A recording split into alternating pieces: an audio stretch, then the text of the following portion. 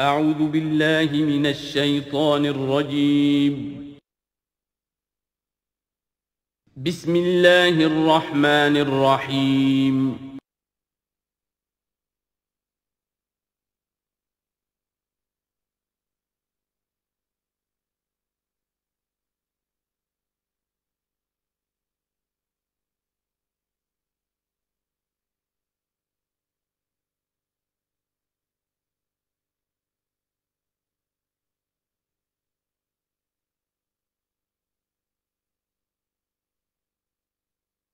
اعوذ باللہ من الشیطان الرجیم بسم اللہ الرحمن الرحیم وَإِذْ تَأَذَّنَ رَبُّكَ لَيَبْعَثَنَّ عَلَيْهِمْ إِلَى يَوْمِ الْقِيَامَةِ مَنْ يَسُومُهُمْ سُوءَ الْعَذَابِ إِنَّ رَبَّكَ لَسَرِيعُ الْعِقَابِ وَإِنَّهُ لَغَفُورٌ رَحِيمٌ صدق اللہ العظیم۔ اس سے پہلے کہ ہم آگے بڑھیں، جو آخری مضمون آیا تھا، جو آیات ہم پڑھ چکے ہیں، ان کے ضمن میں ایک وضاحت ضروری ہے۔ یہ جو ہم نے ابھی دیکھا کہ اس بستی کے لوگ تین حصوں میں منقسم ہو گئے تھے۔ ایک وہ لوگ جو گناہ میں بڑھے جا رہے تھے، ایک وہ کہ جو خود گناہ تو نہیں کر رہے تھے لیکن روک بھی نہیں رہے تھے، اور ایک وہ کہ جو گناہ سے خود بھی مجتنب تھے اور نہی عن المنکر کا فریضہ آخری وقت تک سر انجام دے رہے تھے۔ صراحت کے ساتھ یہاں جو فرمایا گیا کہ ہم نے بچایا کس کو؟ فَأَنْجَيْنَا الَّذِينَ يَنْهَوْنَ عَنِ السُّوءِ، بچایا ہم نے ان کو کہ جو روک رہے تھے بدی سے۔ وَأَخَذْنَا الَّذِينَ ظَلَمُوا بِعَذَابٍ بَئِيسٍ، اور ہم نے پکڑ لیا ان لوگوں کو جو گناہ میں ملوث تھے ایک بہت ہی برے عذاب میں ان کے نافرمانی کی وجہ سے۔ اس سے بعض حضرات نے ایک نقطہ نکالنے کی کوشش کی ہے، اور وہ یہ ہے کہ ایک گروہ کے بارے میں صراحت کے ساتھ آ گیا کہ اس کو بچا لیا، وہ لوگ جو نہی عن المنکر کر رہے تھے۔ ایک گروہ جس کے بارے میں صراحت سے کہا گیا کہ اس پر عذاب آیا، وہ ہے جو گناہ میں ملوث تھے۔ گویا کہ درمیانی گروہ جو ہے اس کے بارے میں یہاں سکوت اختیار کیا گیا ہے۔ ان کو ایک طرح سے امید دلائی جا رہی ہے کہ جو لوگ گناہ سے مجتنب رہیں گے، اگر وہ خود گناہ میں ملوث نہیں ہوئے ہیں تو اس عذاب سے کہ دنیا میں آتا ہے اس سے وہ بچا لیے جائیں گے۔ اور یہ بہت بڑی غلط فہمی ہے۔ یہ ایسی ہی بات ہے جیسے کہ میں نے آپ کو بتایا تھا سورہ مائدہ کے پڑھتے ہوئے کہ جو آیت مبارکہ تھی کہ علیکم انفسکم لا یضرکم من ضل اذا اہتدیتم، تو حضرت ابوبکر رضی اللہ تعالیٰ عنہ کو خطبہ ارشاد فرمانا پڑا کہ لوگوں تم اس آیت سے بالکل غلط نتیجہ نکال رہے ہو۔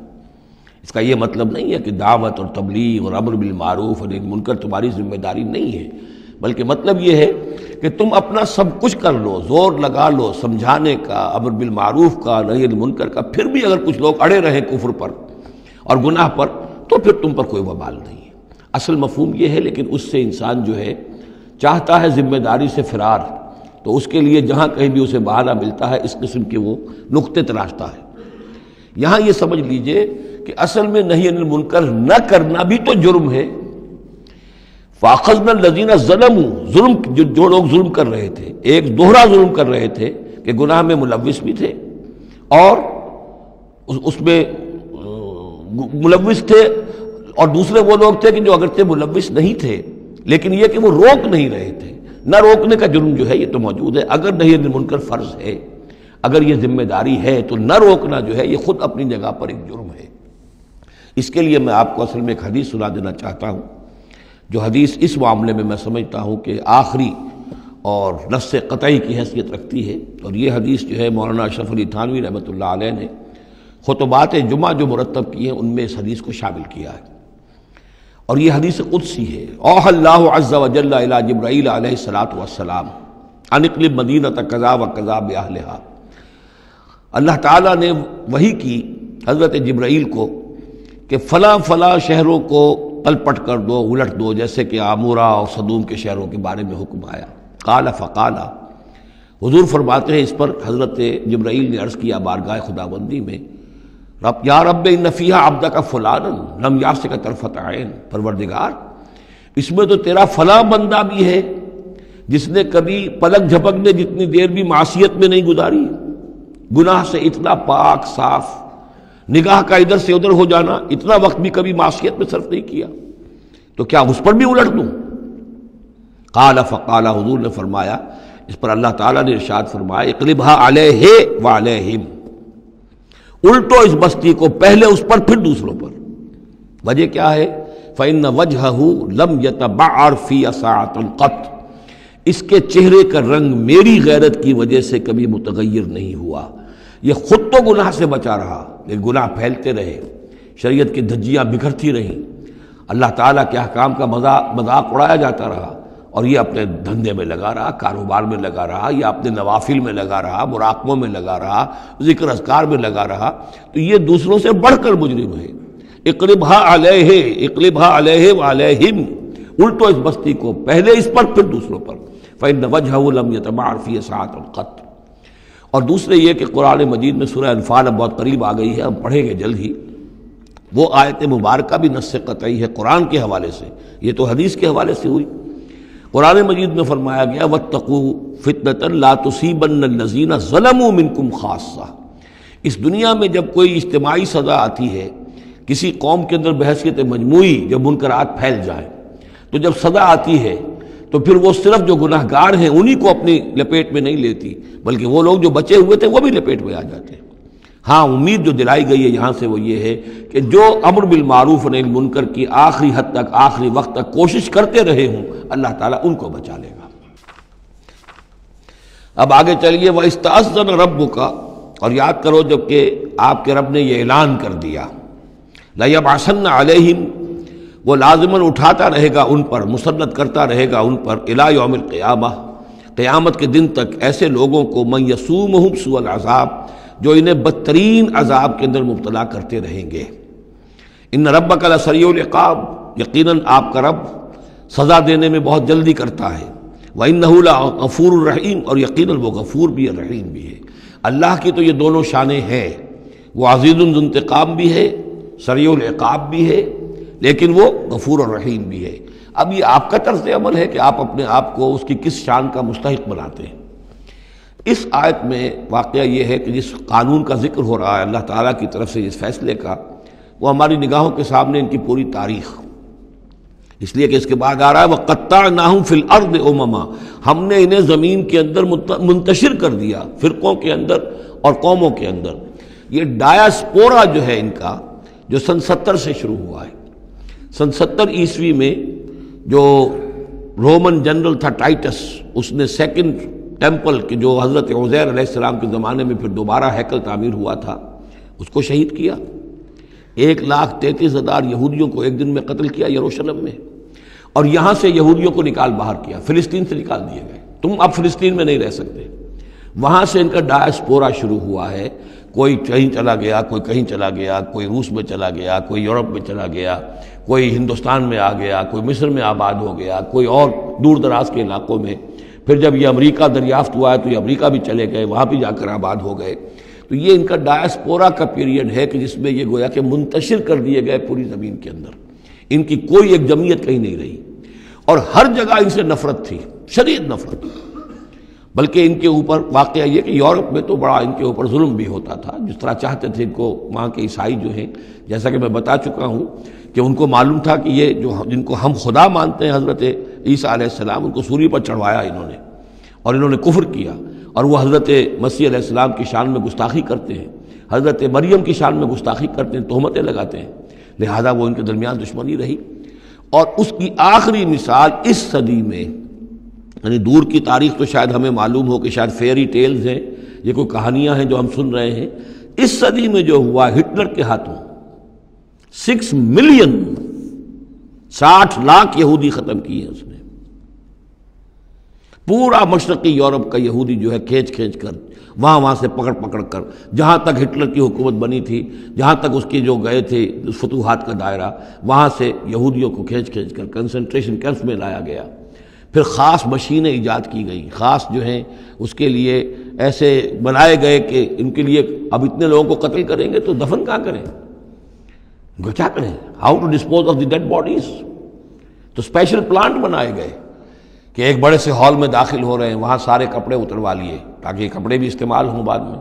کہا یہ جاتا تھا کہ تمہارے کپڑوں میں جوئیں پڑ گئی ہیں تو جوؤں کو اس کو ڈیلاؤس کرنے کے لیے ضروری ہے کپڑے اتار کے آگے گیس کے اندر، تاکہ وہ جوئیں ختم ہو جائیں گی۔ پھر ان کے بال اتروا لیتے تھے، عورتوں کے بال بھی شیو کر لیے، مردوں کے بھی، ان بالوں سے قالین بنائے انہوں نے جو نازیوں نے اپنے دفتروں میں بچھائے، ہیومن ہیئر کے قالین۔ پھر ان کو لے جا کر ایک گیس چیمبر کے اندر کے سب مر گئے۔ پھر اب وہ بڑے بڑے پٹے جیسے چلتے ہیں مشینیں، بڑے بڑی فیکٹریز کے اندر وہ پٹوں کے اوپر لاشیں چل رہی ہیں، پھر ان کا چورا ہو رہا ہے جیسے کہ کہیں جو ہے وہ گھاس کاٹا جا رہا ہو یا کوئی اور چارہ جو ہے وہ کترا جا رہا ہو۔ پھر کسی خاص قسم کے کیمیکلز کے اندر ان کو تحلیل کیا کہ آخر میں کیا نکل رہا ہے، نہ کسی گوشت کا پتہ، نہ خون کا پتہ، نہ ہڈی کا پتہ، کسی شے کا پتہ نہیں، ایک بدبودار سیاہ رنگ کا مائع باہر نکل رہا ہے، اور اسے وہ لے گئے اپنے کھیتوں میں اور اسے بنا لیا کھاد۔ یہ کام اس صدی میں ہوا ہے، ہولوکاسٹ۔ اس میں زیادہ سے زیادہ یہ کہتے ہیں کہ یہ کچھ مبالغہ ہے 60 لاکھ کا، 40 لاکھ، تو 40 لاکھ بھی تو کم نہیں ہوتے، 40 لاکھ افراد کا اس طرح ختم ہو جانا۔ استأذن ربک لیبعثن علیہم الی یوم القیامہ، ان کا آخری وقت تو اب آنے والا ہے، وہ زیادہ دور نہیں ہے، لیکن اس سے پہلے جیسے شمع بجھنے سے پہلے بھڑکتی ہے، لہذا وہ ایک بھڑک ہے اس کی کہ جو یہودیوں کی ہے، اسرائیل ہے، ان کی طاقت ہے، ان کی قوت ہے، عربوں پر وہ چھائے ہوئے ہیں، اور واقعہ یہ ہے کہ مسلمان جس عذاب کے مستحق ہو چکے ہیں، اور ان میں سے عرب چونکہ ہمارے ہاں اونچے درجے کے، اس اعتبار سے امت کے اندر ان کا مقام اونچا درجے کا ہے کہ حضور عرب تھے، انہی کی زبان میں اللہ کی کتاب ہے، اور ان کی جو اللہ تعالیٰ کے دین کی طرف سے جو انہوں نے پیٹھ پھیری ہے، لہذا اس کی جو سزا انہیں مل رہی ہے وہ یہ ہے کہ ایک مغضوب علیہم قوم کے ہاتھوں ان کی تذلیل ہو رہی ہے، ان کے سامنے جھکنا پڑ رہا ہے۔ جن کے ساتھ کسی ایک کمرے میں کبھی بیٹھتے نہیں تھے، اب ان کے ساتھ گفت و شنید جو ہے اور ان کے ساتھ بغلگیر ہونے کی نوبت جو ہے وہ آئی ہے۔ اور ابھی جو کچھ ہونا ہے وہ خیر دوسری بات ہے، میں اس وقت اس میں نہیں جانا چاہتا، وہ آخری وقت بھی آئے گا، پھر جو ہے حضرت مسیح علیہ السلام بھی نازل ہوں گے، اور وہی چونکہ ان کی طرف رسول تھے، رسول اللہ بنی اسرائیل، تو آخری وہ عذاب ہلاکت کہ جو باقی 6 قوموں کا تو آ چکا، حضرت نوح علیہ السلام، حضرت نوح کے سامنے بیٹا جو ہے وہ غرق ہوا کہ نہیں ہوا، حضرت ہود، حضرت صالح، ان سب کے سامنے جو ہے ان کی قومیں ہلاک ہوئیں، تو اب حضرت مسیح کو اٹھا لیا گیا تھا، وہی آئیں گے اور انہی کے ہاتھوں یہ اپنے کیفر کردار کو پہنچیں گے اور ان کا ایک ایک بچہ ختم ہوگا، لیکن اس سے پہلے ان کے ہاتھوں مسلمانوں پر اللہ کے عذاب کے بڑے کوڑے برسیں گے۔ To add insult to injury, کہ ایک یہودی قوم کے ہاتھوں، مغضوب علیہم قوم کے ہاتھوں پٹائی ہوگی، اور جو ہو رہی ہے، لیکن یہ کہ ابھی شدید تر صورت میں اس کا شروع ہونے والا ہے معاملہ۔ کوئی دنوں کی بات ہے کہ مسجد اقصیٰ شہید کر دی جائے گی، اور پھر ایک طوفان جو ہے مڈل ایسٹ میں شروع ہو جائے گا۔ وَإِسْتَأْذَنَ رَبُّكَ لَيَبْعَثَنَّ عَلَيْهِمْ إِلَىٰ يَوْمِ الْقِيَامَةِ مَن يَسُومُهُمْ سُوءَ الْعَذَابِ، یاد کرو جب کہ آپ کے رب نے یہ اعلان کر دیا تھا کہ وہ لازماً اٹھاتا رہے گا، مسلط کرتا رہے گا ان پر قیامت تک ایسے لوگوں کو جو انہیں بدترین عذاب میں مبتلا کرتے رہیں گے۔ إِنَّ رَبَّكَ لَسَرِيعُ الْعِقَابِ وَإِنَّهُ لَغَفُورٌ رَحِيمٌ وَقَطَّعْنَاهُمْ فِي الْأَرْضِ، ہم نے متفرق کر دیا ان کو زمین میں، امماً، فرقے بن گئے، علیحدہ جماعتیں بن گئیں، اور اب ان کے جھگڑے ہو رہے ہیں، مختلف علاقوں سے جو لوگ آ کر اسرائیل میں آباد ہو رہے ہیں۔ اب ظاہر بات ہے سینکڑوں برس تک کچھ یہودی جو ہیں روس میں رہے، ان کے اپنے کچھ مزاج اور بن گئے ہیں، ان کی شکلوں کے اندر بھی تبدیلی ہو گئی ہے، ان کی زبان بھی کچھ مختلف ہے، تو اب یہ اسرائیل کے اندر ان کے مابین تصادم ہوتا ہے۔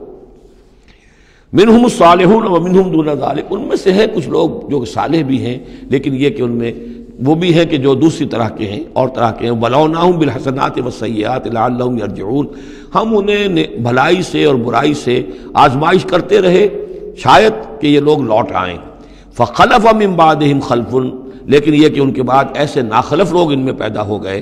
ورثوا الکتاب، وہ کتاب کے وارث ہو گئے، وارث بنے، تورات کے وارث بنے۔ یاخذون عرض ھذا الادنی، وہ اس دنیا جو ادنا زندگی ہے، دنیا کی ادنا زندگانی، اسی کے ساتھ و سامان کے پیچھے پڑے رہتے ہیں، حاصل کرتے ہیں حلال سے، حرام سے، جائز سے، ناجائز سے۔ وَيَقُولُونَ سَيُغْفَرُ لَنَا، اور کہتے ہیں ہمیں تو بخش دیا جائے گا، ہم ابراہیم کی نسل سے ہیں، اسرائیل کی اولاد ہیں، we are the chosen people of the Lord، سَيُغْفَرُ لَنَا، ہمیں بخش دیا جائے گا۔ وہیں یاتہم عرض مثلہ یاخذوہ، اگر ایسا ہی اور سامان بھی ان کو دیا جائے اور لے لیں گے، حرام سے، یہ نہیں دیکھیں گے کہ حلال سے یا حرام سے۔ الم یؤخذ علیہم میثاق الکتاب، کیا ان سے کتاب کا عہد نہیں لیا گیا تھا؟ جب تورات دی گئی تھی تو عہد لیا گیا تھا، اللہ یقول علی اللہ الا الحق، کہ نہیں منسوب کریں گے اللہ کی طرف کوئی بات مگر حق، ودرسوا ما فیہ، اور انہوں نے پڑھا اس کو جو کچھ کہ اس میں تھا، والدار الآخرۃ خیر للذین یتقون، اور یقیناً آخرت کا گھر، پچھلا گھر تو بہتر ہے انہی لوگوں کے لیے جنہوں نے تقویٰ کی روش اختیار کی. فلا تعقلون، تو کیا تم عقل سے کام نہیں لیتے؟ والذین یمسکون بالکتاب واقاموا الصلاۃ، اور رہے وہ لوگ کہ جو کتاب کو مضبوطی کے ساتھ جنہوں نے تھاما، تمسک کیا کتاب کے ساتھ، اور اقاموا الصلاۃ، نماز قائم کی. انا لا نضیع اجر المصلحین، ایسے مصلحین کا اجر ہم ضائع نہیں کریں گے. بات ہے کہ کوئی نہ کوئی لوگ تو ان کے اندر اچھے رہے، آخری وقت تک بھی رہے. وَإِذْ نَتَقْنَا الْجَبَلَ فَوْقَهُمْ، اور یاد کرو جب کہ ہم نے پہاڑ کو ان کے اوپر اٹھا دیا تھا. كَأَنَّهُ ذُلَّةٌ، ایسے ہو گیا تھا جیسے سائبان ہو. وَظَنُّوا أَنَّهُ واقع بِهِمْ، اور انہیں یقین ہو گیا تھا کہ ابھی ہم پر گرا کہ گرا. خُذُوا مَا آتَيْنَاكُمْ بِقُوَّةٍ، اور ہم نے اس وقت کہا تھا کہ تھامو اس کو مضبوطی کے ساتھ جو ہم نے تمہیں دیا ہے، اس کتاب کو مضبوطی سے تھامو، اس کو پوری قوت کے ساتھ اپنی اس کا تمسک کرو. وَاذْكُرُوا مَا فِيهِ لَعَلَّكُمْ تَتَّقُونَ، اور جو کچھ اس میں ہے اس کو یاد رکھو، مستحضر رکھو، تاکہ تم بچتے رہو اور تمہارے اندر تقویٰ کی روش پیدا ہو جائے. وَإِذْ أَخَذَ رَبُّكَ مِن بَنِي آدَمَ مِن ظُهُورِهِمْ ذُرِّيَّتَهُمْ، اور یاد کرو جب کہ نکالے اللہ نے، آپ کے رب نے، تمام بنی آدم کی پیٹھوں سے ان کی نسل کو. اب یہ کہ یہ اصل میں تو معاملہ ہو رہا ہے عالم الارواح میں، جبکہ ابھی جسد پیدا ہی نہیں ہوئے تھے. لیکن دو ہی شکلیں ہو سکتی تھی، یا تو لوگوں کو یہ ساری بات پہلے بتائی گئی ہوتی، عالم ارواح ہے، پہلی تخلیق یہ ہے، دوسری تخلیق یہ ہے. عالم ارواح میں یہ قول و قرار دیا گیا. عرب کے جو اولین مخاطب تھے حضور صلی اللہ علیہ وسلم کے اور قرآن کے، چونکہ ان کے لیے یہ چیزیں ان کی اس وقت کی استعداد کے اعتبار سے بھاری تھیں، قرآن مجید نے عام فہم الفاظ استعمال کیے. جب ہم نے نسل آدم کی تمام ان کی پیٹھوں سے ذریت کو نکال لیا، یعنی یہ کہ جتنے بھی انسان آنے والے تھے دنیا میں، ان سب کی ارواح جو ہیں وہ وہاں موجود تھیں. وَإِذْ أَخَذَ رَبُّكَ مِن بَنِي آدَمَ مِن ظُهُورِهِمْ ذُرِّيَّتَهُمْ وَأَشْهَدَهُمْ عَلَىٰ أَنفُسِهِمْ، اور ان کو گواہ بنایا اپنے اوپر، اچھی طرح سوچ سمجھ کر. اقرار جو ہوتا ہے جس کو ہم کہتے ہیں میں بقائمی ہوش و حواس یہ اقرار کر رہا ہوں، تو پوری طرح ہوش و حواس میں سیلف کانشسنس، یہ میں آپ کو بتا چکا ہوں، ہمارے اندر جو سیلف کانشسنس ہے، خود شعوری، وہ ہے ہی ہماری روح کی بنیاد پر. حیوانات میں بھی شعور تو ہے، کانشسنس تو ہے، سیلف کانشسنس نہیں ہے، خود شعوری نہیں ہے. تو یہ خود شعوری کا منبع جو ہے در حقیقت وہ روح ہے. تو وہ ارواح موجود تھی، انہیں اپنی ذات کا شعور تھا. اشہدہم علی انفسہم، انہیں اپنی ذات کے اوپر خود گواہ بنا کر پھر سوال کیا، الستو بربکم، کیا میں تمہارا رب نہیں ہوں، تمہارا مالک، تمہارا آقا؟ قالوا بلا، وہ کہیں گے کیوں نہیں، شہیدنا، ہم اس پر اقرار کرتے ہیں، ہم گواہ ہیں. اب یہاں نوٹ کیجئے، جیسے کہ اس سے پہلے آیا تھا سورہ مائدہ میں کہ اہل کتاب تمہارے پاس ہمارا بشیر اور نذیر آ گیا، مبادا تم یہ کہو کہ ہمارے پاس کوئی بشیر اور نذیر نہیں آیا. وہ گویا کہ اتمام حجت تھی اہل کتاب پر. سورہ انعام میں آ چکا ہے کہ مبادا تم یہ کہو کہ کتابیں تو دی گئی تھیں ہم سے پہلے دو گروہوں کو، ہم تو جانتے نہیں تھے، عبرانی زبان کی کتاب نہیں پڑھتے تھے. وہ اتمام حجت تھا بنی اسماعیل پر کہ اب تمہارے اندر ہم نے اپنا ایک رسول بھیج دیا صلی اللہ علیہ وسلم، یہ کتاب آ گئی ہے. اب تم یہ نہیں کہہ سکتے کہ وہ تو ہم سے پہلے دو گروہوں پر نازل کی گئی تھی. ہاں اگر ہم پر کہیں نازل کی گئی ہوتی تو ہم ان دونوں سے بڑھ کر بہت زیادہ جو ہے اس سے فائدہ اٹھاتے اور حق پر ہوتے. اب یہ جو گواہی ہے یہ آ رہی ہے پوری نوع انسانی، جس کے حوالے سے میں نے آپ کو بتایا تھا کہ وہ عہد کہ جو ہر روح انسانی اللہ کے ساتھ کر کے آئی ہے. کوئی نبی نہ آتا، کوئی کتاب نہ آتی، تب بھی یہ عہد بنیاد ہے مؤاخذہ اخروی کی، محاسبہ، accountability, the grand accountability of the day of judgement. اس کا بیسس جو ہے وہ یہ ہے، بنیادی بات یہ ہے، بنیادی حجت یہ ہے. نبوت سے، کتابوں سے، وحی سے یہ تو اتمام حجت ہوا ہے، اضافی شے ہے. اللہ نے امتحان کو اور آسان کر دیا نوع انسانی کے لیے، لیکن بنیادی حجت جس کی بنا پر ہر انسان رسپانسبل ہے، اکاؤنٹیبل ہے، وہ یہ عہد ہے. ان تقولوا یوم القیامت انا کنا عن ھذا غافلین، مبادا تم کہو قیامت کے دن کہ ہم تو اس سے غافل تھے. او تقولوا انما اشرک آباؤنا من قبل، یا تم یہ کہو، یہ پلی لے لو کہ ہمارے آباء و اجداد تھے، انہوں نے شرک کیا تھا. وَكُنَّا ذُرِّيَّةً مِّن بَعْدِهِمْ، ہم ان کے بعد ان کی نسل میں سے تھے، ہم ان کے راستے پر چلتے رہے، لہذا اصل جرم تو ان کا ہے، ہمارا نہیں. أَفَتُهْلِكُنَا بِمَا فَعَلَ الْمُبْطِلُونَ، تو کیا پروردگار تو ہمیں ہلاک کرے گا ان لوگوں کے فعل کی وجہ سے کہ جنہوں نے یہ باطل ایجاد کیا تھا. ایجاد تو انہوں نے کیا تھا، ہم تو موجد نہیں ہیں، ہم تو ان کے مقلد تھے، متبع تھے. وَكَذَلِكَ نُفَصِّلُ الْآيَاتِ وَلَعَلَّهُمْ يَرْجِعُونَ، اور اسی طریقے سے ہم اپنی آیات کو تفصیل سے بیان کر دیتے ہیں تاکہ وہ لوٹیں، شاید کہ وہ لوٹیں، سوچیں، غور کریں، رجوع کریں۔ اب ایک واقعہ آ رہا ہے ایک شخصیت کا، اور اس کی تمثیل کے پیرائے میں، ویسے تو یہ واقعہ ہے، یہ صرف کوئی تشبیہ نہیں ہے، لیکن یہ کہ اس کو تمثیلاً لائے ہیں۔ افراد اور اقوام کا کوئی معاملہ ایسا بھی ہوتا ہے کہ کسی قوم کو یا کسی فرد کو اللہ نے کوئی بہت اونچا مقام دیا ہو، بہت اس پر اکرام فرمایا ہو، بہت انعام کیا ہو، لیکن پھر یہ کہ وہ اپنی کسی ایک ہی خباثت کی وجہ سے اور کسی ایک بڑی غلطی جو ہے گراوٹ کی وجہ سے وہ اپنی تمام ان فضیلتوں سے محروم ہو جائے اور بالکل شیطان کا چیلا بن کر رہ جائے۔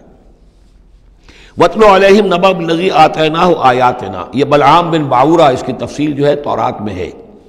یہ ایک اسرائیلی تھا، بہت نیک، عابد، زاہد، عالم، تورات کا بہت بڑا عالم، عابد اور زاہد، اور لوگ جو ہیں اس کی بہت عزت کرتے تھے، احترام کرتے تھے، اولیاء اللہ میں سے تھا۔ وَاتْلُ عَلَيْهِمْ نَبَأَ الَّذِي آتَيْنَاهُ آيَاتِنَا، نبأ ہے اس لیے یہ واقعہ ہے، یہ صرف مثال نہیں ہے۔ ان کو سنائیے خبر اس شخص کی جس کو ہم نے اپنی آیات عطا کی تھی۔ اس سے میں یہ مفہوم لیتا ہوں کہ صاحب کرامت بزرگ تھا، یعنی جو آیات جو ہیں یہاں پر خاص طور پر کرامت کے لیے آ رہا ہے۔ فَانْسَلَخَ مِنْهَا، وہ اس میں سے نکل بھاگا۔ فَأَتْبَعَهُ الشَّيْطَانُ، تو شیطان اس کے پیچھے لگ گیا۔ یہاں بھی ایک نقطہ بہت اہم ہے، پہلے انسان خود غلطی کرتا ہے، شیطان مجبور نہیں کر سکتا کسی کو غلطی پر۔ إِنَّ عِبَادِي لَيْسَ لَكَ عَلَيْهِمْ سُلْطَانٌ، کوئی اختیار کسی بندے پر شیطان کو حاصل نہیں ہے۔ غلطی خود کرے گا، اب شیطان جو ہے اس کا پیچھا کرے گا، اور اب اس کو، جس کو ہم کہتے ہیں ہمارے پنجاب میں یہ کہا جاتا ہے برے کو گھر تک پہنچا کے رہنا، کہ اب یہ کہ اسے کہیں راستے میں چھوڑے گا نہیں، بلکہ آخری برائی کی آخری منزل تک پہنچائے گا۔ وَاتْلُ عَلَيْهِمْ نَبَأَ الَّذِي آتَيْنَاهُ آيَاتِنَا فَانْسَلَخَ مِنْهَا فَأَتْبَعَهُ الشَّيْطَانُ فَكَانَ مِنَ الْغَاوِينَ، تو وہ ہو گیا گمراہوں میں۔ وَلَوْ شِئْنَا لَرَفَعْنَاهُ بِهَا، ہم چاہتے تو اسے ان آیات اور جو بھی اس کے پاس علم تھا اس کے ذریعے سے ہم اسے اور بلند کرتے اور اونچا مقام دیتے۔ وَلَكِنَّهُ أَخْلَدَ إِلَى الْأَرْضِ، مگر وہ تو زمین کی طرف دھنستا چلا گیا۔ یہ زمین کی طرف دھنسنا کیا ہے؟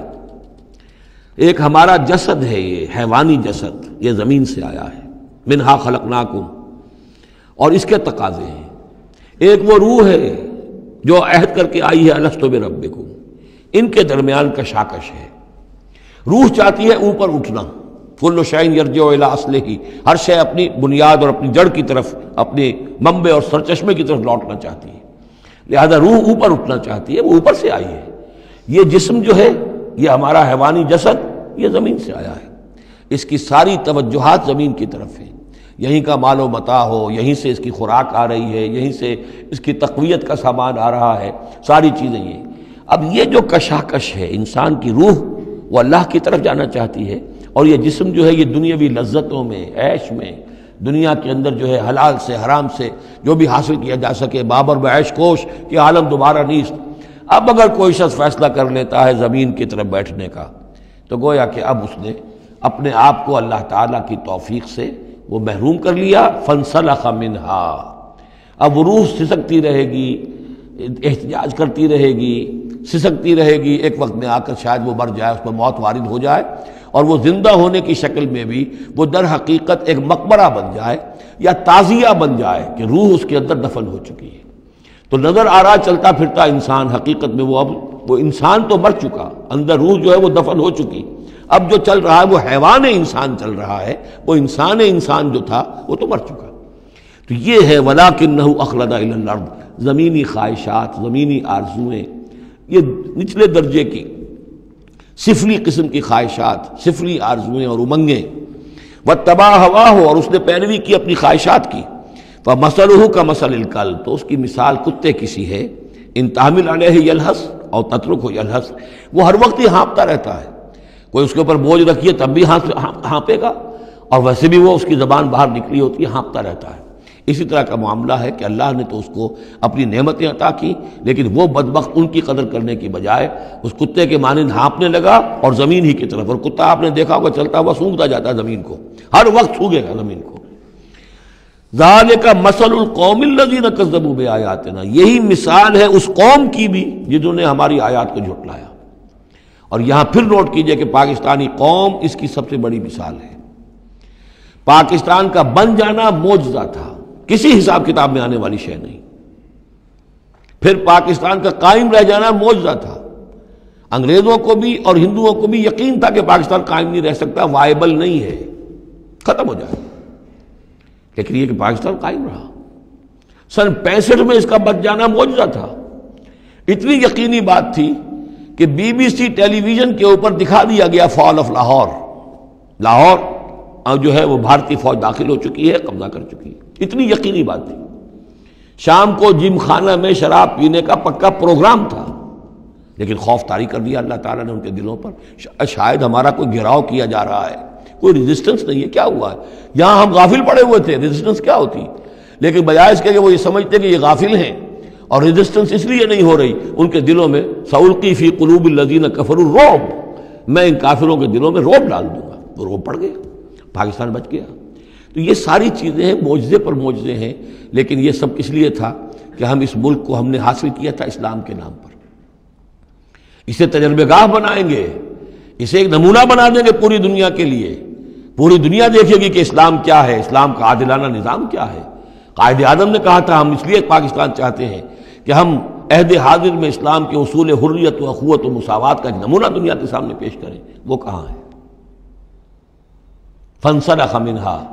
ان تمام آیات سے ہم نکل بھاگے ہیں، شیطان کی پیروی کی ہے، اور جو حال ہوا ہے 2 لخت ہو چکے ہیں، اور ابھی کیا حال ہوگا، جو نئی صورتحال جو ہے اس ملک کے اندر اب کھدبد ہونے لگی ہے، پکنے لگی ہے، اس کی صورتحال کیا بنے گی واللہ اعلم۔ ذالک مثل القوم الذین کذبوا بآیاتنا، یہی مثال اس قوم کی بھی ہے جس نے ہماری آیات کو جھٹلایا۔ فاقصص القصص لعلہم یتفکرون، تو اے نبی آپ یہ چیزیں سنا دیجئے، شاید یہ تفکر کریں، شاید کہ یہ غور کریں، آپ یہ باتیں ہماری سنا دیجئے۔ سا مثلا القوم الذین کذبوا بآیاتنا، بری ہے مثال اس قوم کی جنہوں نے ہماری آیات کو جھٹلایا، وانفسہم کانوا یظلمون، اور وہ خود اپنی جانوں کے اوپر ظلم ڈھاتے رہے۔ من یہد اللہ فہو المہتدی، جسے اللہ ہدایت دیتا ہے وہی ہدایت یافتہ ہوتا ہے، ومن یضلل فاولئک هم الخاسرون، اور جس کی گمراہی کے اوپر اللہ تعالیٰ کی طرف سے مہر قائم ہو جائے تو وہ تو تباہ ہونے والے ہی ہیں۔ وَلَقَدْ ذَرَأْنَا لِجَهَنَّمَ كَثِيرًا مِنَ الْجِنِّ، اب یہ تیسری بات آ گئی حکمت قرآنی کی۔ دیکھیے پہلے وہ عہد الست جو عالم ارواح میں ہم نے کیا تھا، اچھا اس عہد الست کے حوالے سے ہم پر یہ بات واضح ہو گئی، ایک ہمارا روحانی وجود ہے اور ایک ہمارا حیوانی وجود ہے۔ اگر ہماری توجہ اور ساری دلچسپی حیوانی وجود پر ہوگی تو ہم ظاہر بات ہے کہ پھر اس بلعام بن باورہ کی مثال بن جائیں گے، انفرادی سطح پر بھی اور قومی اور اجتماعی سطح پر بھی۔ اب تیسری بات آ رہی ہے کہ انسانوں میں سے کثیر انسان وہ ہیں جو نظر آتے ہیں انسان، حقیقت میں انسان نہیں ہے، حیوانوں کی سطح پر ہے۔ وَلَقَدْ ذَرَأْنَا لِجَهَنَّمَ كَثِيرًا مِنَ الْجِنِّ وَالْإِنسِ، ہم نے جہنم کے لیے پیدا کیے ہیں بہت سے جن اور انس۔ لہم قلوب لا یفقہون بہا، ان کے دل تو ہیں لیکن ان سے غور نہیں کرتے، تفقہ نہیں کرتے۔ وَلَهُمْ أَعْيُنٌ لَا يُبْصِرُونَ بِهَا، ان کی آنکھیں ہیں ان سے دیکھتے نہیں۔ وَلَهُمْ آذَانٌ لَا يَسْمَعُونَ بِهَا، ان کے کان ہیں لیکن ان سے سنتے نہیں۔ اولئک کالانعام، یہ چوپایوں کے مانند ہیں، بل ہم اضل، بلکہ ان سے بھی گئے گزرے ہیں۔ اولئک هم الغافلون، یہی لوگ ہیں کہ جو غافل ہیں۔ یعنی یہ کہ جب انسان ہدایت سے منہ موڑتا ہے اور جب ہٹ دھرمی پر اتر آتا ہے اور جب اللہ تعالیٰ دلوں پر مہر کر دیتا ہے اور ان کی سماعت پر کانوں پر مہر لگا دیتا ہے، ان کی آنکھوں پر پردے ڈال، اب یہ کیا رہ گئے؟ اب یہ انسان نہیں رہے، ان کے دل تو ہیں تفقع سے خالی ہے، مہر لگ چکی ہے، آنکھیں تو ہیں حیوانوں کا سا دیکھنا دیکھ رہی ہیں، کتا بھی دیکھ لیتا ہے گاڑی آ رہی ہے مجھے بچنا ہے، انسان نے بھی دیکھ لیا، لیکن یہ دیکھنا حیوانی دیکھنا ہے۔ انسانی دیکھنا تو کچھ اور ہوتا ہے، کسی شے کو دیکھے اور اس کی حقیقت پر غور کرے۔ اہل نظر ذوق نظر خوب ہے، لیکن جو شے کی حقیقت کو نہ دیکھے وہ نظر کیا۔ لیکن یہ انسانی دیکھنا جو ہے، دیدن دیگر آموز شنیدن دیگر آموز، وہ دوسری قسم کا دیکھنا سیکھو، دوسری قسم کا سننا سیکھو۔ وہ سننا جو دل سے سنا جاتا ہے، وہ دیکھنا جو دل سے دیکھا جاتا ہے۔ لیکن جب ان کے دلوں پر مہر ہو گئی، ان کے کانوں پر مہر ہو گئی، ان کی آنکھوں پر پردے پڑ گئے، اب ان کا حال کیا ہے؟ لہم قلوب لا یفقہون بہا ولہم اعین لا یبصرون بہا ولہم آذان لا یسمعون بہا اولئک کالانعام بل ہم اضل، یہ چوپایوں کے مانند ہیں بلکہ ان سے بھی گئے گزرے۔ اس لیے کہ چوپایوں کو تو اللہ نے پیدا ہی اس لیول پر کیا تھا، ان کو پیدا کیا تھا بہت اونچے مقام پر۔ یہی سورۃ التین کا مضمون ہے، والتین والزیتون وطور سینین وهذا البلد الامین لقد خلقنا الانسان فی احسن تقویم ثم رددناہ اسفل سافلین.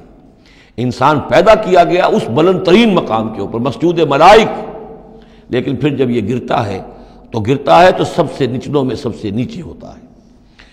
تو یہ وہ لوگ ہیں اولئک کالانعام بل هم اضل اولئک هم الغافلون. یہی لوگ ہیں جو غافل ہیں، اس دنیا میں رہتے ہیں حیوانوں کی طرف کھایا پیا چرا چگا اور جو ہے بس دنیا کی لذتیں اٹھائیں اور مر گئے. کچھ ہوش نہیں کہ کیوں ہم پیدا کیے گئے، کون ہمارا خالق ہے، کون ہمارا مالک ہے، زندگی کاہے کے لیے ہے، زندگی آمد برائے بندگی، زندگی بے بندگی شرمندگی، کو مرنے کے بعد کہیں کسی کے سامنے حاضری ہے، کوئی جواب نہیں، کچھ نہیں، کوئی ہوش نہیں. وَلِلَّهِ الْأَسْمَاءُ الْحُسْنَى، اور تمام اچھے نام اللہ ہی کے ہیں. فَادْعُوهُ بِهَا، تو پکارو انہیں اس کے ذریعے سے، پکارو اللہ کو ان کے ذریعے سے. ایک نقطہ یہاں نوٹ کر لیجئے، قرآن مجید سے کہیں اللہ تعالیٰ کے لیے لفظ صفت ثابت نہیں ہوتا. ویسے حدیث میں ہے، میں صرف بیان کر رہا ہوں، قرآن میں نہیں. قرآن میں اللہ کے لیے لفظ آتا ہے نام، اسما، یہ سب اللہ کے نام ہیں. ویسے یہ کہ صفاتی نام ہے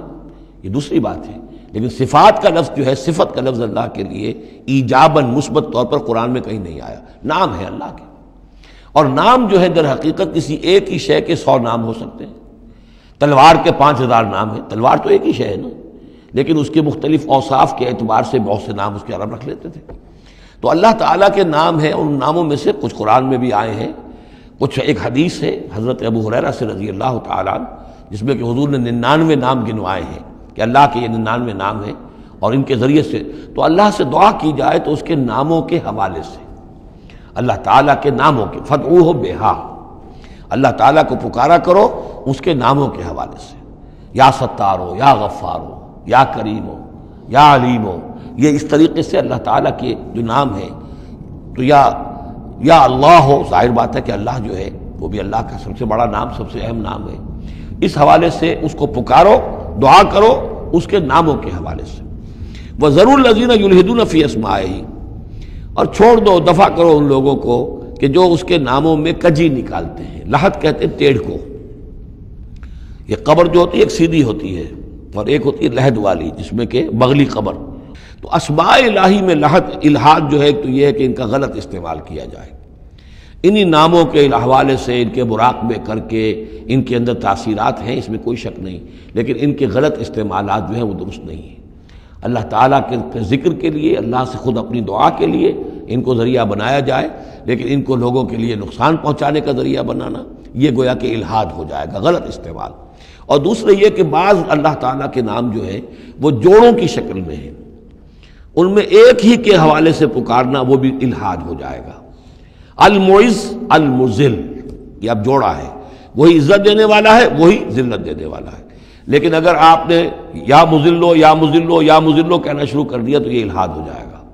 اے ذلیل کرنے والے، اے ذلیل کرنے والے، اے ذلیل کرنے والے. جہاں دونوں لفظ آنے چاہیے، یا معز ہو یا مذلو، اے وہ کہ جو عزت دینے والا ہے اور اے وہ کہ جو ذلیل کرتا ہے. یہ دونوں نام جو ہے الرافع والخافض،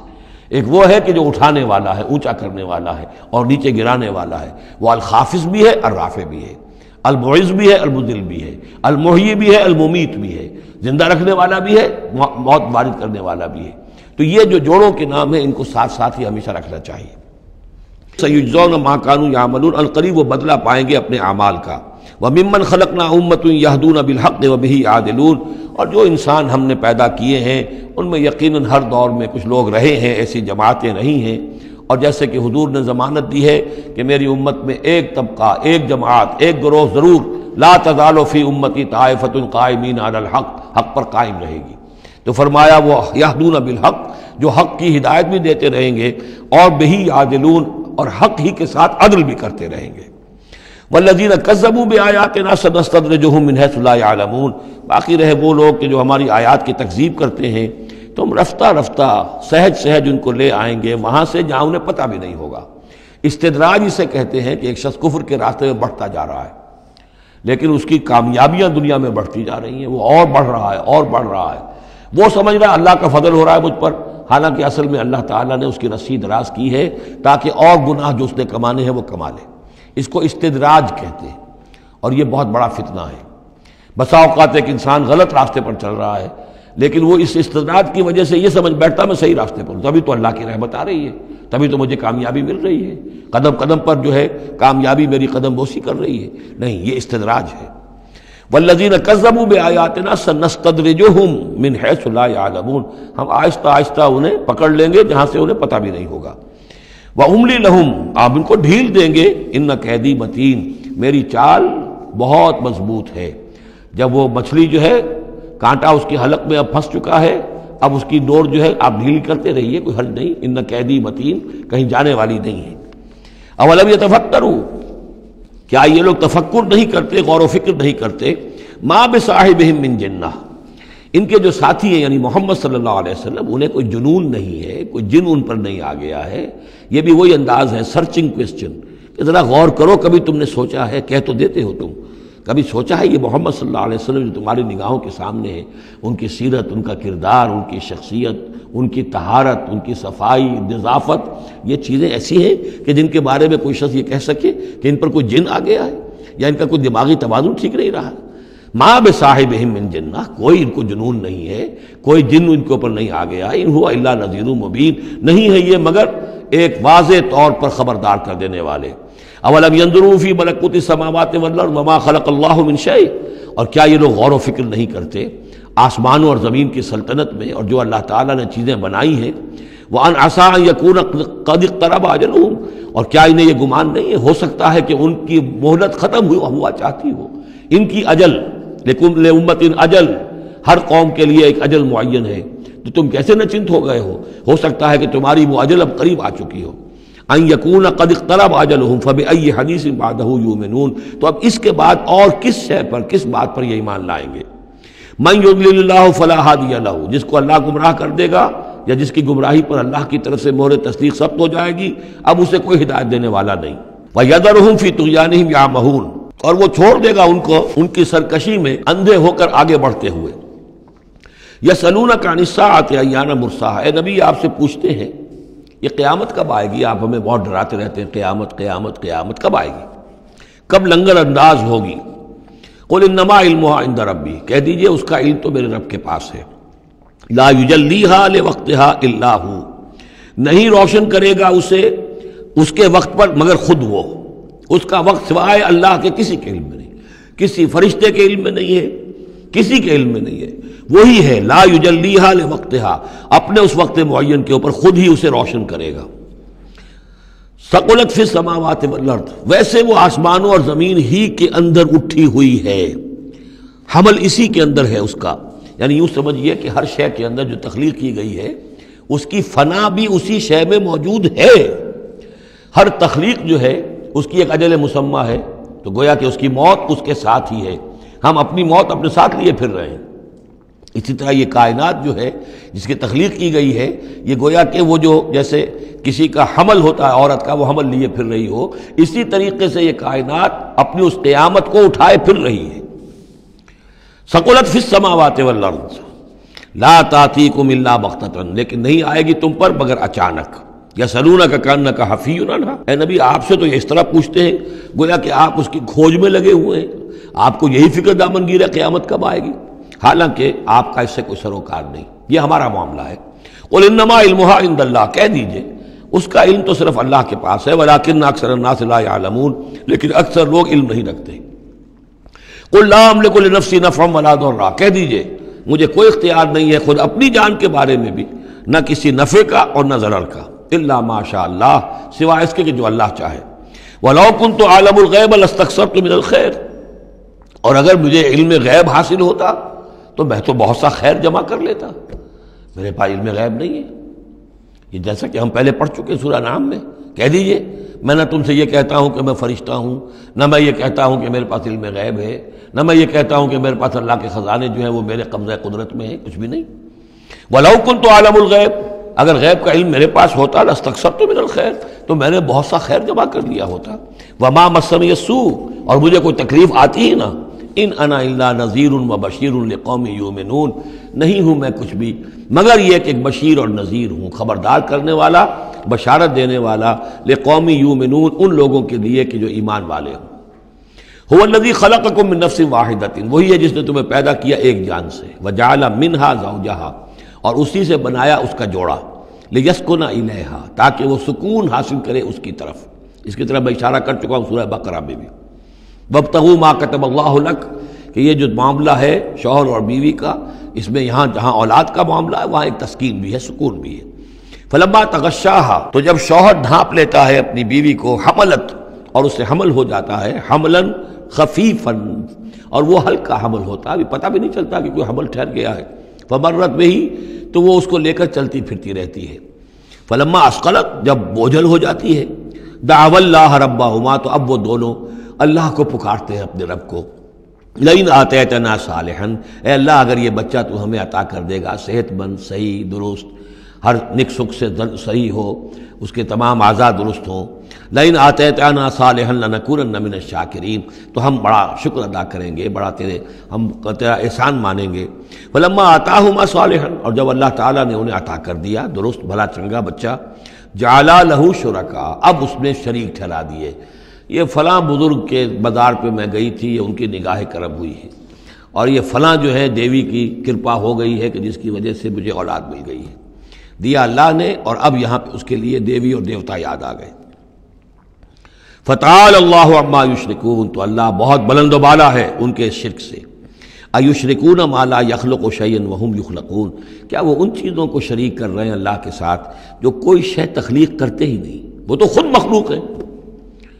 فرشتے ہیں تو مخلوق ہیں، جنات ہیں تو مخلوق ہیں، انبیاء ہیں تو مخلوق ہیں، اولیاء اللہ ہیں تو مخلوق ہیں، یہ تو خود مخلوق ہیں، سب کے سب مخلوق ہیں۔ ایشرکون ما لا یخلق شیئا وہم یخلقون ولا یستطیعون لهم نصرا ولا انفسهم ینصرون، نہ وہ ان کی مدد کر سکتے ہیں نہ وہ اپنی مدد پر قادر ہیں، وہ تو سب کے سب جو ہے اللہ کے بندے ہیں۔ ان تدعوهم الی الہدی، اب یہاں پر تدریجاً بات لائی جا رہی ہے ان کو کہ جو ان کے اصل جو ڈیٹیز ان کی ہیں، وہ تو سمجھتے ہیں دیویاں ہیں، دیوتا ہیں، وہ تو اوپر ہیں، وہ تو انویزیبل ہیں، ہم نے ان کے نام پر یہ بت تراش لیے ہیں۔ تو چاہے رادھا کرشنن ہو، چاہے کوئی اور فلسفی ہو، وہ کہے گا یہ کہ ہم ان بتوں کو نہیں پوج رہے، ہم بھی جانتے ہیں یہ پتھر ہے، پتھر کے سوائے میں کیا ہے، یہ نہ دیکھ سکتے ہیں نہ چل سکتے ہیں، پتھر ہیں۔ لیکن عام طور پر ان کے ہاں آدمی جو ہے عوام کی سطح پر، وہ پھر انہی کو سمجھ بیٹھتا ہے کہ یہی ہے، اور چومتا ہے، چاٹتا ہے، جو بھی کرتا ہے، ان کا دھون پیتا ہے، ان کے سامنے ڈنڈوت کرتا ہے، ان کے سامنے جو ہے حلوے مانڈے پیش کرتا ہے، تو عوامی سطح پر ذہن میں یہی آ جاتا ہے کہ یہی ہیں معبود جن کو کہ ہم پوج رہے ہیں، اور انہی کے اندر قدرت ہے ہماری مشکل کشائی کی۔ اب ادھر رخ آ رہا ہے، ان تدعوہم الی الہدی، اگر تم پکارو انہیں ہدایت کے لیے کہ تمہیں راستہ دکھا دیں، لا یتبعوکم، وہ تمہاری طرف توجہ ہی نہیں کر سکیں گے، سواء علیکم ادعوتموہم ام انتم صامتون، برابر ہے تم پر کہ تم انہیں پکارو یا خاموش رہو۔ ان الذین تدعون من دون اللہ عباد امثالکم، ہاں جنہیں تم پکار رہے ہو، جنہیں دیوتا اور دیوی بنا لیا ہے، فرشتے ہیں یا اولیاء اللہ ہیں، وہ بھی تمہاری طرح کے بندے ہیں، عباد امثالکم، وہ تمہاری طرح کے بندے ہیں، فادعوہم فلیستجیبوا لکم ان کنتم صادقین، تو پکارو ان کو اور پھر دیکھو اگر تم سچے ہو تو پھر ان کی طرف سے تمہیں کوئی جواب ملنا چاہیے، کوئی وحی آنی چاہیے۔ لیکن یہ کہ ہم نے تو انہیں تمہاری اس، بلکہ آئے گا قرآن مجید میں آگے چل کر کہ وہ کہیں گے کہ ہم تو غافل تھے، ہمیں تو پتہ نہیں تھا کہ تم ہمیں پکارتے رہے، ہمیں ہماری دعائی دیتے رہے اور ہم سے مانگتے رہے، یا شیخ عبد القادر جیلانی شیئا للہ، ہمیں کیا پتہ تم نے یہ ہمارے ساتھ حماقتیں کی ہیں، ہمیں تو کوئی معلوم نہیں، تو وہ تو کہیں گے غافل ہیں ہم۔ اب یہاں بتوں کی طرف اشارہ ہو رہا ہے، ام لہم ارجل یمشون بہا، کیا ان کے پاؤں ہیں، تم نے بنا تو دیے پاؤں، کیا چلتے بھی ہیں ان سے؟ ام لہم ایدین یبطشون بہا، ہاتھ بھی تم نے بنا دیے ان کے، لیکن کیا یہ اس سے پکڑ بھی سکتے ہیں؟ ام لہم اعین یبصرون بہا، کیا ان کی آنکھیں ہیں جن سے یہ دیکھتے ہوں؟ ام لہم آذان یسمعون بہا، یا ان کے جو کان ہیں ان سے یہ سنتے ہیں؟ قل ادعوا شرکاءکم، اے نبی اب کہہ دیجئے، اب یہ قول فیصل ہے، جیسے حضرت ابراہیم سے کہلوا دیا گیا تھا، انی بریء مما تشرکون، اور تم جو بھی کچھ تمہارے یہ معبود ہیں جو میرا بگاڑنا چاہیں بگاڑ لیں، مجھے کوئی خوف نہیں۔ قل ادعوا شرکاءکم، اے نبی ان سے کہہ دیے پکار لو اپنے سارے شریکوں کو، ثم کیدون، اور پھر میرے خلاف جو چالیں چل سکتے ہو چل لو، جو بھی اقدام کر سکتے ہو کر لو، فلا تنظرون، مجھے کوئی مہلت نہ دو، میں تم سے کوئی درخواست نہیں کرتا کہ میرے ساتھ نرمی کرو، مجھے مہلت دو، جو بگاڑ سکتے ہو بگاڑ لو اپنے سارے معبودوں کو پکار کر۔ ان ولی اللہ الذی نزل الکتاب، میرا ولی، میرا پشت پناہ، میرا مددگار، میرا حمایتی، میرا حفاظت کرنے والا وہ اللہ ہے جس نے یہ کتاب مجھ پر نازل کی ہے۔ وَهُوَ يَتَوَلَّى الصَّالِحِينَ، اور وہ اپنے صالح بندوں کا ولی ہے، ان کا ساتھی ہے، مددگار ہے، پشت پناہ ہے۔ وَالَّذِينَ تَدْعُونَ مِن دُونِهِ لَا يَسْتَطِيعُونَ نَصْرَكُمْ، جنہیں تم پکار رہے اس کو چھوڑ کر وہ تمہاری مدد کی استطاعت ہی نہیں رکھتے، ان کے اندر طاقت ہی نہیں ہے۔ وَلَا أَنفُسَهُمْ يَنصُرُونَ، نہ وہ اپنی جان بچا سکیں گے۔ وَإِن تَدْعُوهُمْ إِلَى الْهُدَىٰ لَا يَسْمَعُوا، اگر تم انہیں ہدایت کے لیے پکارو کہ ہمیں کوئی ہدایت دے، جیسے ہم اللہ کو پکارتے ہیں اهدنا الصراط المستقیم، اهدنا الصراط المستقیم، تو وہ تو تمہیں لا يسمعوا، وہ سنتے ہی نہیں، تم پکارتے رہو۔ وَتَرَاهُمْ يَنظُرُونَ إِلَيْكَ وَهُمْ لَا يُبْصِرُونَ، اور تم سمجھتے ہو کہ وہ تمہیں دیکھ رہے ہیں جبکہ وہ دیکھتے ہی نہیں۔ خُذِ الْعَفْوَ وَأْمُرْ بِالْعُرْفِ، اے نبی صلی اللہ علیہ وسلم، اب یہ آخر میں پھر حضور سے خطاب، یہ اکثر مکی صورتوں میں ہوتا ہے، اختتام پر حضور سے التفات۔ خُذِ الْعَفْوَ، اے نبی عفو کو، درگزر کو تھام لیجئے، یعنی آپ ان سے زیادہ بحث میں، ان سے زیادہ کسی تلخی میں، کسی اس طرح کے معاملے میں الجھیے نہیں، معاف کیجئے، چھوڑیے ان کو، دفع کیجئے۔ خُذِ الْعَفْوَ وَأْمُرْ بِالْمَعْرُوفِ، اور بھلی بات کا حکم دیتے رہیے، جو بھی اچھی بات ہے اس کی طرف دعوت دیتے رہیے، آپ کا کام ہے دعوت دینا۔ وَأَعْرِضْ عَنِ الْجَاهِلِينَ، اور جو آپ سے الجھنا چاہیں ان سے اعراض کیجئے، خام خواہ، جیسے کہ آگے آئے گا سورہ فرقان میں، وَإِذَا خَاطَبَهُمُ الْجَاهِلُونَ قَالُوا سَلَامًا، جب جاہل الجھنا چاہتے ہیں ان عباد الرحمن سے، وہ کہتے ہیں سلام، ہم آپ سے لا نبتغی الجاہلین، ہم جاہلوں کے سر نہیں لگنا چاہتے، منہ نہیں آنا چاہتے۔ تو فرمایا آپ یہ تین الفاظ آئے ہیں، خُذِ الْعَفْوَ، یہ ایک داعی کے لیے بڑی بنیادی چیزیں ہیں، معاف کرتے رہنا، درگزر کرتے رہنا۔ وَأْمُرْ بِالْمَعْرُوفِ بِالْعُرْفِ، اور بھلی بات کا، اچھی بات کا حکم دیتے رہنا۔ وَأَعْرِضْ عَنِ الْجَاهِلِينَ، اور جو الجھنا چاہیں، جاہل ہوں، جو جذباتی لوگ ہیں، مشتعل مزاج ہیں، ان سے اعراض۔ وَإِمَّا يَنزَغَنَّكَ مِنَ الشَّيْطَانِ نَزْغٌ، اور اگر کبھی کوئی چھوت لگ ہی جائے آپ کو شیطان کی طرف سے، نزع کھینچ لینا، نزغ مس کر جانا، چھو جانا، چھوت، عین اور غین کا یہ فرق ہو گیا، یعنی یہ کہ کبھی آپ کو غصہ آئی جائے، آخر ظاہر بات ہے بربنائے طبع بشری، کبھی غصہ آئی جاتا ہے، آخر آئی گیا تھا حضور کو غزوہ احد میں، کیف یہدی اللہ قوما خضبوا وجہ نبیہم بالدم، کیسے اللہ ہدایت دے گا اس قوم کو جس نے اپنے نبی کے چہرے کو خون سے رنگ دیا، غصہ آ گیا تھا۔ لیس لک من الامر، اے نبی آپ کے ہاتھ میں اختیار نہیں ہے، ہدایت اور ضلالت کا اختیار ہمارے ہاتھ میں ہے۔ اسی طریقے سے اے نبی اگر کبھی غصہ آ جائے، فرمایا وَإِمَّا يَنزَغَنَّكَ مِنَ الشَّيْطَانِ نَزْغٌ فَاسْتَعِذْ بِاللَّهِ، فوراً اللہ کی پناہ طلب کرو، إِنَّهُ سَمِيعٌ عَلِيمٌ۔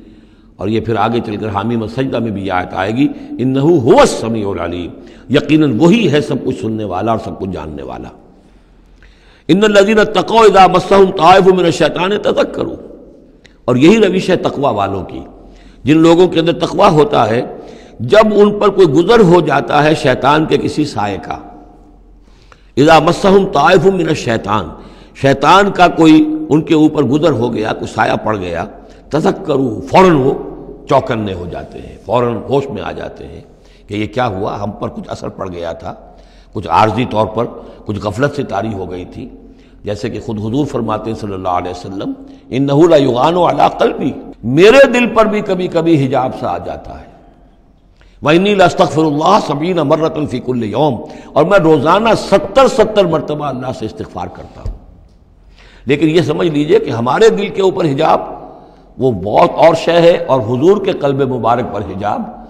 آپ کے قلب مبارک کا حجاب جو ہے وہ ہماری 100 حضوریوں، لاکھوں حضوریوں سے بڑھ کر جو ہے وہ حضوری کے درجے میں ہوگا، لیکن جو انٹینسٹی ہے، جو تعلق مع اللہ کی انٹینسٹی ہے، اس میں ذرا سی کمی بھی آ گئی ہے تو اس سے حضور نے تعبیر کیا کہ میرے بھی دل پر کبھی کبھی حجاب آ جاتا ہے، انہ لا یغان علی قلبی، انٹینسٹی تو کم ہو گئی نا، یہ بجلی جس پاور کی ہے ذرا سی کم ہو جائے گی تو ایک دفعہ تو آپ کو محسوس ہوگا اندھیرا ہو گیا، حالانکہ بجلی ہے، روشنی ہے، اندھیرا نہیں ہوا ہے، لیکن اس کی پاور کم ہوئی ہے۔ تو فرمایا کہ انہ لا یغان علی قلبی وانی لاستغفر اللہ 70 مرة فی کل یوم۔ ان الذین اتقوا اذا مسهم طائف من الشیطان تذکروا، تو فوراً وہ چوکنے ہو جاتے ہیں، یاد کرتے ہیں، فاذا هم مبصرون، اور ان کی آنکھیں کھل جاتی ہیں، انہیں حقائق نظر آنے لگتے ہیں، وقتی سا جو سایہ پڑ گیا تھا اس سے وہ فوراً نکل آتے ہیں۔ وَإِخْوَانُهُمْ يَمُدُّونَهُمْ، باقی جو شیطانوں کے بھائی ہیں انہیں شیطان گھسیٹ کر لے جاتے ہیں، فی الغی، وہ اس کجی کے اندر وہ گھسیٹتے ہوئے دور تک پہنچاتے ہیں، جیسے بلعم بن باعورہ کو پہنچایا کہ اسے آخری حد تک پہنچا کر دم لیا۔ تو شیطانوں کا جو ولی ہوگا پھر شیطان کا تو اس کے اوپر زور چلے گا، لیکن جو اللہ کے بندے ہیں ان پر تو شیطان کا اختیار ہے ہی نہیں۔ وہ تو یہ کہ جیسے ہی ذرا سا ان کے اوپر کوئی اثر پڑا بھی، کوئی سایہ سا آیا بھی تو فوراً چونک گئے اور اللہ کی طرف متوجہ ہو گئے۔ ثم لا یخسرون، پھر وہ کمی نہیں کرتے، اسے آخری منزل جو ہے گمراہی کی وہاں تک پہنچا کر رہتے ہیں۔ وَإِذَا لَمْ تَأْتِهِمْ بِآیَةٍ، اب دیکھیے یہ عمود ان دونوں صورتوں کا، خاص طور پر انعام کا، آیت لاؤ، نشانی لاؤ، معجزہ دکھاؤ، نبوت منوانا چاہتے ہو، رسالت منوانا چاہتے ہو تو دکھاؤ معجزہ، حصی معجزہ، جیسے موسیٰ کو ملے، جیسے عیسیٰ کو ملے، وغیرہ وغیرہ۔ اب اس کو سم اپ کر رہے ہیں، وَإِذَا لَمْ تَأْتِهِمْ بِآیَةٍ، اے نبی جب آپ ان کے پاس کوئی معجزہ نہیں لائے، قالوا، انہوں نے کہا لولا اجتبیتہا، کیوں نہیں کوئی چن کر لے آتے، کہیں سے چھانٹ کر لے آتے، تو اب تمہارا دعویٰ یہ ہے تم اللہ کے رسول ہو، محبوب ہو، تو کیا وجہ ہے، کیوں رہ گئے، کس وجہ سے؟ لولا اجتبیتہا، کہیں سے کوئی چھانٹی کر کے، کہیں سے کوشش کر کے لے آتے۔ قل انما اتبع ما یوحی الی، اس زمن میں ایک واقعہ میں نے پڑھا تھا یہ تفسیر کبیر میں، امام راضی کی تفسیر میں، کہ حضور کے ایک پھپھی زاد بھائی تھے، اگرچہ وہ ایمان نہیں لائے تھے لیکن حضور سے ہمدردی رکھتے تھے، ساتھ رہتے تھے، تعاون کرتے تھے، جہاں کہیں حضور جاتے تھے دل میں نرمی تھی ان کے، اور امید تھی حضور کو کہ حضور ایمان لے آئیں گے۔ لیکن جب آخری معاملہ یہ ہوا کہ جو سرداران قریش تھے انہوں نے گویا کہ ان کے اپنے زوم میں انہوں نے حجت قائم کر دی، اے نبی یہ معجزہ دکھا دو، اے محمد چلو مان لیں گے، چلو یہ نہیں دکھا سکتے یہ دکھا دو، یہ نہیں دکھا سکتے یہ دکھا دو، وہ سب سورہ بنی اسرائیل میں آئے گا۔ تو جب یہ ساری باتیں حضور نے کرنی میرے اختیار میں نہیں ہے، یہ تو اللہ تعالیٰ کا فیصلہ ہے، اللہ جب چاہے گا دکھائے گا، میرے اختیار میں نہیں ہے۔ تو پھر وہاں سے حضور جب اٹھے سب وہاں تو شور مچ گیا، پھر ظاہر بات ہے کہ وہ تو تالی پٹ گئی ہوگی کہ بس رہ گئے ان کی، اب تو یہ تو ہمارے جو عوام ہیں انہوں نے کہا ہوگا کہ ہمارے سردار تو جیت گئے، اس لیے کہ یہ تو ناکام رہ گئے، انہوں نے تو آخری درجے میں کہہ دیا یہ نہیں دکھا سکتے یہ دکھا دو، یہ نہیں دکھا سکتے یہ دکھا دو، یہ معجزہ نہیں تو یہ دکھا دو، یہ نہیں تو یہ دکھا دو، کوئی بھی نہیں دکھا سکتے۔ تو اس کے بعد جب حضور کے ساتھ وہاں سے حضور دل گرفتہ ہو کر اٹھے اور آئے تو ساتھ وہ پھوپھی زاد بھائی بھی تھا، اس نے کہا کہ محمد آج تو آپ کی قوم نے آپ پر حجت قائم کر دی ہے، اب میں آپ کا ساتھ نہیں دے سکتا۔ یعنی یہ ہے کہ جو اثر پڑتا تھا لوگوں کے اوپر کہ اب تو حجت آپ پر قائم ہے، تو جس کو میں نے کہا تھا سورہ انعام کا وہ مقام کہ ان کان کبر علیک اعراضهم فان استطعت فتبتغی نفقا فی الارض او سلما فی السماء فتاتیہم بآیہ، اے نبی اگر آپ پر بہت بھاری گزر رہا ہے، شاق گزر رہا ہے ان کا اعراض، تو اگر آپ میں طاقت ہے تو کہیں زمین میں سرنگ لگا لیجئے، کہیں آسمان پر سیڑھی لگا لیجئے، اور کہیں سے جہاں سے آپ لا سکتے ہو لے آئیے، ہم نہیں دکھائیں گے۔ تو واقعہ یہ ہے کہ انسان اس کو اپنے اوپر طاری کرے، اس صورتحال میں ویژولائز کرے اپنے آپ کو، تو کس قدر ضیق میں اس وقت محمد الرسول اللہ صلی اللہ علیہ وسلم کی شخصیت آ چکی تھی۔ وَإِذَا لَمْ تَأْتِهِمْ بِآیَةٍ، اور جب آپ نہیں لائے ان کے پاس کوئی نشانی، قَالُوا لَوْلَا اجْتَبَیْتَهَا، کیوں نہیں لے آئے کہیں سے؟ قُلْ إِنَّمَا أَتَّبِعُ مَا يُوحَىٰ إِلَيَّ، کہہ دیجئے میری حیثیت تو صرف یہ ہے کہ میں پیروی کر رہا ہوں اس کی کہ جو میری طرف وحی کی جا رہی ہے، اس سے بڑا میں نے دعویٰ نہیں کیا، نہ خدائی کا، نہ کوئی علم غیب کا دعویٰ کیا، نہ میں نے یہ کہا کہ اللہ کے خزانے میرے دستے تصرف میں ہیں، میں نے کوئی دعویٰ نہیں کیا۔ ھذا بصائر من ربکم، اور یہ تمہارے رب کی طرف سے بصیرت افروز باتیں ہیں جو میں تمہارے سامنے پیش کر رہا ہوں، میں خود پیروی کر رہا ہوں اس کی اور تمہارے سامنے پیش کر رہا ہوں۔ وَھدًى وَرَحْمَةٌ لِّقَوْمٍ يُؤْمِنُونَ، اور یہ ہدایت ہے اور رحمت ہے ان لوگوں کے حق میں جو ایمان لانے والے ہیں۔ وَإِذَا قُرِئَ الْقُرْآنُ فَاسْتَمِعُوا لَهُ وَأَنصِتُوا، اور جب قرآن پڑھا جا رہا ہو تو تم اسے پوری توجہ سے سنا کرو۔ سمع یسمع کے معنی سننا، اور استمع یستمع پوری توجہ کے ساتھ، ارتکاز توجہ کے ساتھ سننا، کان لگا کر، کان دھر کر سننا۔ وانصتوا، اور خود خاموش رہا کرو۔ اسی آیت کو دلیل بناتے ہیں وہ حضرات جو یہ سمجھتے ہیں کہ امام کے پیچھے جہری قرأت میں پڑھنا نہیں چاہیے، اس لیے کہ ظاہر بات ہے کہ جب امام پڑھ رہا ہے تو آپ کو پوری توجہ سے امام کی قرأت کو سننا چاہیے، خود پڑھنے کی طرف توجہ کریں گے تو پھر اس کے سننے کی طرف توجہ جو ہے وہ نہیں رہے گی، اور یہاں خاص حکم بھی ہے انصتوا، خود خاموش رہو، لعلکم ترحمون، تاکہ تم پر رحم کیا جائے۔ واذکر ربک فی نفسک تضرعا وخیفا ودون الجہر من القول بالغدو والآصال، اور اپنے رب کو یاد کرتے رہا کرو اپنے جی ہی جی میں، تضرعا، عاجزی کرتے ہوئے، گڑ گڑاتے ہوئے۔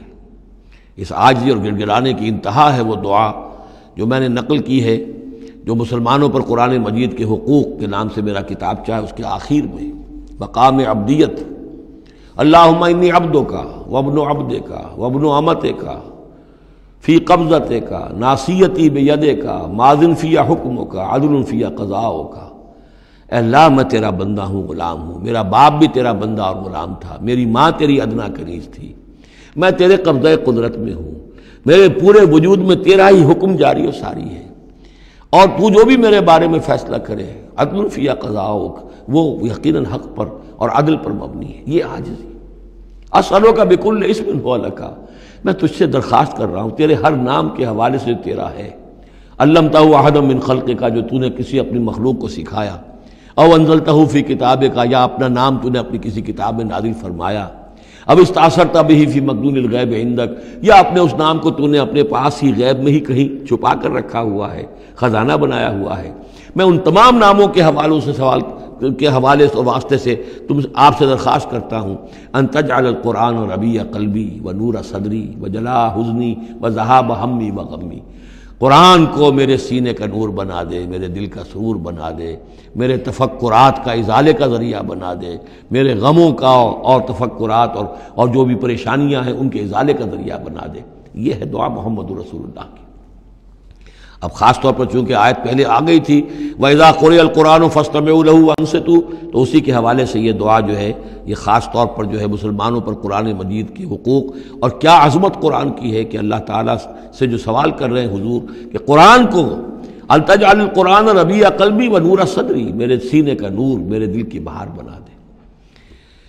وَاذْكُرْ رَبَّكَ فِي نَفْسِكَ تَضَرُّعًا وَخِيفًا، اور یاد کرتے رہا کرو اپنے رب کو اپنے جی میں، گڑ گڑاتے ہوئے، عاجزی کے ساتھ، اور خیفہ، خوف کے ساتھ، دون الجہر من القول، اور بلند آواز سے نہیں، پست آواز سے۔ لیکن یہ ضرور ہے کہ آدمی دعا مانگے تو ایسے مانگے کہ خود سن لے۔ اس میں یہ ہوتا ہے کہ ایک تو دعا وہ مانگ رہا ہے، ایک اس کی سماعت بھی اس دعا سے استفادہ کرتی ہے۔ نماز میں بھی اگر اکیلا انسان نماز پڑھ رہا ہو تنہا، تو جو رکعتیں ہیں چاہے سری بھی ہوں، ان کو ایسا ضرور پڑھے کہ جیسے خود وہ سن رہا ہے، اس حد تک جو ہے تاکہ وہ نماز میں جو پڑھ رہا ہے اس کے ساتھ اس کی سماعت بھی اس سے مستفید اور مستنیر ہوتی چلی جائے۔ بالغدو والآصال، اور یہ آپ ذکر کرتے رہے اللہ کا اپنے جی میں، عاجزی کے ساتھ اور خوف کے ساتھ، اور یہ کہ زیادہ بلند آواز سے نہیں بلکہ پست آواز سے، صبح کے وقت بھی اور شام کے اوقات میں بھی۔ جیسے میں نے توجہ دلائی تھی سورہ نام کے شروع میں، نور ہمیشہ قرآن میں واحد آئے گا، ظلمات ہمیشہ جمع، اسی طرح غدو یہ ہمیشہ ایک، اور آصال اصیل کی جمع ہے، یعنی شام کے اوقات۔ اور اس میں اشارہ ہے کہ صبح کی نماز ایک ہی ہے جو اللہ تعالیٰ نے فرض رکھی ہے، اور جیسے ہی لدلوک الشمس الی غسق اللیل، سورج ذرا ڈھلنا شروع ہوتا ہے، مغرب کی طرف ذرا اترنا شروع ہوتا ہے، وہاں سے لے کے پے بپے نمازیں ہیں، ظہر ہے، عصر ہے، مغرب ہے، عشاء ہے، تو یہ جو ہے یہ آصال جمع کا صیغہ ہے۔ بالغدو والآصال، غدو والآصال، ولا تکن من الغافلین، اور غافلوں میں سے نہ ہو جائیے۔ ان الذین عند ربک، یقیناً وہ بزرگ ہستیاں، وہ ملائکہ مقربین، وہ ملائے اعلیٰ جو اپنے رب کے پاس ہیں، مقربین ہیں، قریب ترین ہیں، وہ جس کے بارے میں امیر خسرو نے کہا ہے کہ خدا خود میر محفل بود اندر لامکاں خسرو، محمد شمع محفل بود شب جائے کہ من بودم۔ ایک لامکاں کی محفل وہ بھی ہے جہاں کا میر مجلس اللہ ہے، اور جہاں فرشتے ہیں، ملائکہ مقربین ہیں، اور محمد رسول اللہ روح محمدی وہاں گویا کہ چراغ اور شمع کی حیثیت سے ہے۔ تو ان الذین عند ربک لا یستکبرون عن عبادتہ، وہ جو اس کے قریب ترین ہیں وہ بھی اس کی عبادت سے استکبار نہیں کرتے، استکبار کی بنیاد پر عبادت سے دستکش نہیں ہوتے۔ وَيُسَبِّحُونَهُ، اور اس کی تسبیح کرتے رہتے ہیں، وہ لہو یسجدون، اور اس کے لیے سجدے کرتے رہتے ہیں۔ بارک اللہ لی ولکم فی القرآن العظیم ونفعنی وإیاکم بالآیات والذکر الحکیم۔